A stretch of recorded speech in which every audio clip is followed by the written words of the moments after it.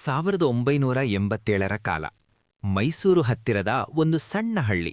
ಮಣ್ಣಿನ ಮನೆಗಳು, ಕಿರಿದಾದ ದಾರಿಗಳು. ಸಂಜೆ ಆಗುತ್ತಿದ್ದಂತೆ ಹಳ್ಳಿಯೆಲ್ಲ ಕತ್ತಲೆ ಮಸುಕಾಗುತ್ತಿತ್ತು. ವಿದ್ಯುತ್ ಸರಿಯಾಗಿ ಇರಲಿಲ್ಲ. ಜನರು ದೀಪ ಹಚ್ಚಿ ಜೀವನ ನಡೆಸುತ್ತಿದ್ದ ಕಾಲ. ಆ ಹಳ್ಳಿಯಲ್ಲಿ ರಾಘವ ಎಂಬ ಯುವ ಶಿಕ್ಷಕ ವಾಸಿಸುತ್ತಿದ್ದ. ವಯಸ್ಸು 26. ಸರಳ ಜೀವನ, ಸರಳ ಉಡುಪು, ಆದರೆ ದೊಡ್ಡ ಹೃದಯ.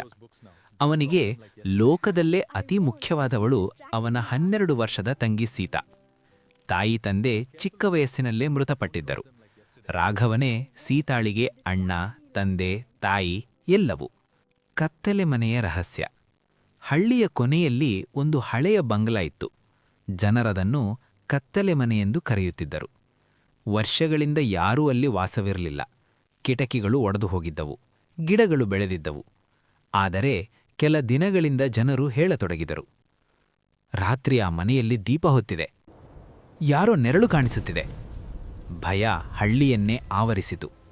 ಒಂದು ಸಂಜೆ ಸೀತಾ ಕಿಟಕಿಯಿಂದ ಆ ಮನೆಯ ಕಡೆ ನೋಡುತ್ತಾ ಕೇಳಿದಳು, ಅಣ್ಣ, ನಿಜವಾಗಿಯೂ ಅಲ್ಲಿ ಭೂತ ಇದೆಯಾ?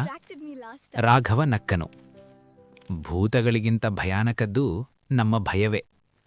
ಆದರೆ ಆ ರಾತ್ರಿ ಕತ್ತಲೆಯ ಮಧ್ಯೆ ಆ ಮನೆಯಲ್ಲಿ ನಿಜವಾಗಿಯೂ ಒಂದು ದೀಪ ಹೊತ್ತಿತ್ತು. ರಾಘವ ಕಣ್ಣಾರೆ ನೋಡಿದ. ಅವನ ಮನಸ್ಸಿನಲ್ಲಿ ಸಂಶಯ ಹುಟ್ಟಿತು. ಭಯಾನಕ ರಾತ್ರಿ. ಕೆಲ ದಿನಗಳ ನಂತರ ಮಳೆಗಾಲ ಶುರುವಾಯಿತು. ಒಂದು ರಾತ್ರಿ ಗಾಳಿ, ಮಳೆ, ಗುಡುಗು. ರಾಘವ ಮನೆಗೆ ಬಂದಾಗ ಸೀತಾ ಕಾಣಿಸಲಿಲ್ಲ. ಸೀತಾ ಎಂದು ಕೂಗಿದ. ಯಾರೂ ಉತ್ತರಿಸಲಿಲ್ಲ. ಅವನ ಹೃದಯ ಜೋರಾಗಿ ತಡಕಾಡಿತು. ಅವನಿಗೆ ನೆನಪಾಯಿತು, ಸೀತಾ ಕೆಲವು ದಿನಗಳಿಂದ ಆ ಕತ್ತಲೆ ಮನೆಯ ಬಗ್ಗೆ ಕುತೂಹಲದಿಂದ ಮಾತನಾಡುತ್ತಿದ್ದಳು. ಭಯವನ್ನು ಬದಿಗಿಟ್ಟು ರಾಘವ ಮಳೆಯಲ್ಲೇ ಓಡಿದ. ಕತ್ತಲೆ ಮನೆಯೊಳಗೆ ಹಳೆಯ ಬಂಗಲಾದ ಬಾಗಿಲು ಸ್ವಲ್ಪ ತೆರೆದಿತ್ತು. ಗಾಳಿ ಬೀಸುತ್ತಿದ್ದಂತೆ ಅದು ಕೀರ್ ಕೀರ್ ಎಂದು ಶಬ್ದ ಮಾಡಿತು. ಒಳಗೆ ಸಂಪೂರ್ಣ ಕತ್ತಲೆ, ಧೂಳು, ಜಾಲಗಳು. ಅಷ್ಟರಲ್ಲಿ ಮೇಲ್ಮಹಡಿಯಿಂದ ಮೃದುವಾದ ಬೆಳಕು. ರಾಘವ ಒಂದು ಲ್ಯಾಂಟರ್ನ್ ಹಿಡಿದು ಮೆಟ್ಟಿಲು ಏರಿದ.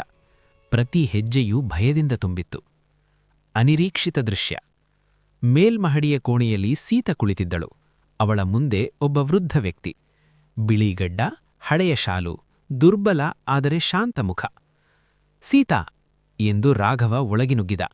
ಸೀತಾ ಓಡಿ ಅವನನ್ನು ಅಪ್ಪಿಕೊಂಡಳು.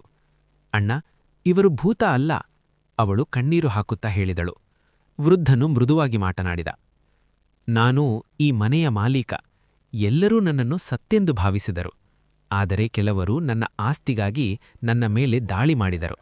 ನಾನು ಬದುಕಿದ್ದೇನೆ, ಆದರೆ ಅಡಗಿ. ರಾಘವ ಬೆಚ್ಚಿಬಿದ್ದ. ಹಾಗಾದರೆ ರಾತ್ರಿ ದೀಪ? ವೃದ್ಧನು ಮಂದಹಾಸ ಮಾಡಿದ. ಯಾರಾದರೂ ಸತ್ಯ ಹುಡುಕುತ್ತಾರೆಯೇ ಎಂದು ನೋಡಲು. ಅಷ್ಟರಲ್ಲಿ ಕೆಳಗಿನಿಂದ ಗದ್ದಲ. ಆ ದುಷ್ಟರು ಮತ್ತೆ ಬಂದಿದ್ದರು. ರಾಘವ ಧೈರ್ಯದಿಂದ ಎದುರಿಸಿದ.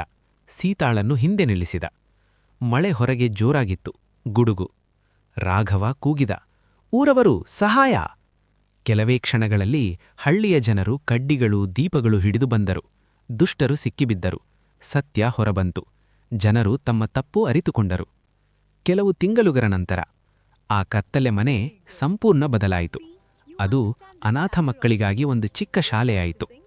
ವೃದ್ಧ ಜಮೀನ್ದಾರ ತಮ್ಮ ಆಸ್ತಿಯನ್ನು ಶಾಲೆಗೆ ದಾನ ಮಾಡಿದರು. ರಾಘವ ಅಲ್ಲಿ ಮುಖ್ಯ ಶಿಕ್ಷಕರಾದರು. ಸೀತಾ ಓದಿನಲ್ಲಿ ಮುಂದುವರೆದು ವೈದ್ಯೆಯಾಗುವ ಕನಸು ಕಂಡಳು.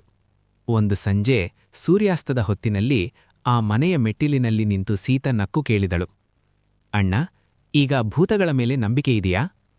ರಾಘವ ನಕ್ಕು ಹೇಳಿದ, ಇಲ್ಲ ಸೀತಾ, ಕತ್ತಲೆ ಯಾವಾಗಲೂ ಬೆಳಕಿಗೆ ಸೋಲುತ್ತದೆ. ಆ ಮನೆಯಲ್ಲೀಗ ಕತ್ತಲೇ ಇರಲಿಲ್ಲ, ಒಂದು ದೀಪ ಮಾತ್ರ. ಆ ದೀಪ ಧೈರ್ಯದ, ಪ್ರೀತಿಯ, ಸತ್ಯದ. ಮುಗಿಯಿತು. ಭಯದಿಂದ ಆರಂಭವಾದ ಕಥೆ ಬೆಳಕಿನಲ್ಲಿ ಮುಗಿಯಿತು.